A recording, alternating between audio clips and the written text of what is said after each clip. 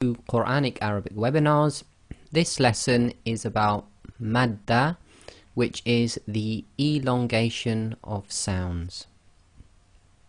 Objectives: to learn the rules of elongation of long vowel sounds, to understand when the maddah sign will be written, to briefly look at the single letters and how the maddah sign is used with them, although the single letters will be covered in another lesson. So what we're talking about here is at the beginning of some surahs you see these single letters. A typical one is Yasin, and we've got a whole different lesson on that. However, some of those letters have the maddah sign on them, so we're going to cover it briefly within this lesson. To understand how to read the alif-maqwoorah if it carries the maddah sign. And we're going to compare the Uthmani and Majidi scripts as we go along. So the maddah sign.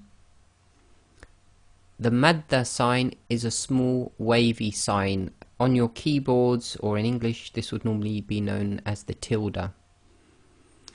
It indicates that an elongation of a sound is to be done, i.e. the sound is to be stretched for a certain amount of time, and we're going to learn all the rules around this.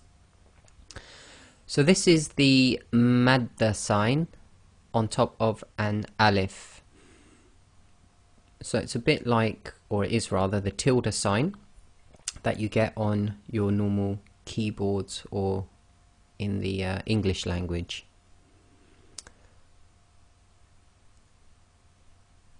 Okay, now we're going to have a look how the maddah sign is used for all different purposes. So the first one here is what we call alif-maddah. When hamza with fatha is followed by the long vowel alif, it can be written as an alif-maddah. This will be pronounced as normal, 2 lengths long, just like any fatha alif long vowel.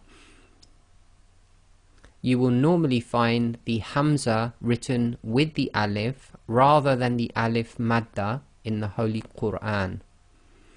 So let's explain that. Here we have hamza, fatha and alif. Now another alternate way of writing those two is to write just an alif with the maddah, and that is actually called the alif-maddah. But again, you will normally not find this in the Holy Quran. You'll find it written separately as hamza, fatha, alif. So looking at the Holy Quran, these are some examples of hamza, fatha, alif. So the first one we've got, and again this is Uthmani, is amana. So it's too long, just like a normal long vowel that we've done in the long vowel lessons. The next one is a very familiar word, and you can see it here. It's the Qur'an. Okay, and the an there is too long. And below we have the same two written in the Majidi script, and you can see here what they've done is they've written the alif with a short alif on top of it, or the dagger alif, to indicate it's too long. And the reason they normally do not write the alif-maddah is because the tilde sign, or the wavy maddah sign, is normally used for sounds that are greater than too long. So instead of using it for sounds instead of using it for the sound which is too long, in our case the hamza fatha alif, they either write it as just pure hamza fatha alif, or they use the small dagger or short alif on top of the alif itself, so that people do not get confused with the lengths. Now, just a word of warning here. One of the words you will find the hamza fatha alif is in the word akhirah. So here we've got it, and it's written as so this is just taken out of a line of the Holy Quran. You've got lal akhirata. Now, be very careful here, because we did learn that you can have the hamza sitting on an alif. Now, in this particular word, the hamza and fatha is slightly before the actual alif in the lam alif. Hence, this is actually lam, hamza, fatha, alif. Okay, so you've got to be a bit careful there. It's a bit of a tricky one. And in a lot of prints, the hamza, fatha will be slightly even more before the actual alif. And down below we have the Majidi version. They've made it easy for us because they've simply put the alif with the short alif or dagger alif on top to indicate it's too long.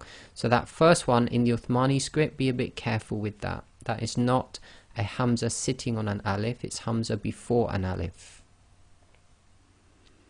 Now we're going to look at elongation of the long vowel sounds. So we learned in previous lessons about these long vowel sounds. So we've got the fatha alif, the kasra ya, and the dhamma waw. Now if they are followed by certain things, they're going to be stretched in their lengths of pronunciation. So the first one is if you have one of these long vowel sounds, which are normally too long, and it's followed by a hamza in the same word, then it's going to be stretched. Now, the lengths for which these are stretched will vary depending which book you look at, who you learn from. So I've put the most common ones. So if you get a lot of the color-coded Tajweed Qurans, it will say 4 to 5 long, and some other books will say 4 long. Okay, so to be safe, if you go for the 4 long in length, so we're going to pronounce it 4 times long instead of 2, then you're safe. The second rule is if any of the long vowels are followed by a hamza, and the hamza is actually in the next word, i.e. it's the first letter of the next word, then you pronounce it either 4 to 5 long, or in some books they'll say 2 or 4 long. So again, if you stick to the 4 long, you'll be safe. And the last one is if any of these long vowels are followed by a sakin letter, and this by definition also includes any mushaddad letter, i.e. a letter carrying the shadda, because the shaddad letter again is effectively a sukoon, one of the letters with sukoon, i.e. sakin, followed by the letter with its own vowel sound, and we've covered that in the lesson on shadda or gemination. If that occurs, i.e. the long vowel is followed by a letter with sakin or mushaddad, then it's definitely going to be 6 long. Okay, so if you follow the colors in red here, it keeps it nice and simple. So if you have a long vowel followed by hamza in the same word, pronounce the long vowel as 4 long instead of 2. If it's followed by hamza in the next word, same thing, make it 4 long.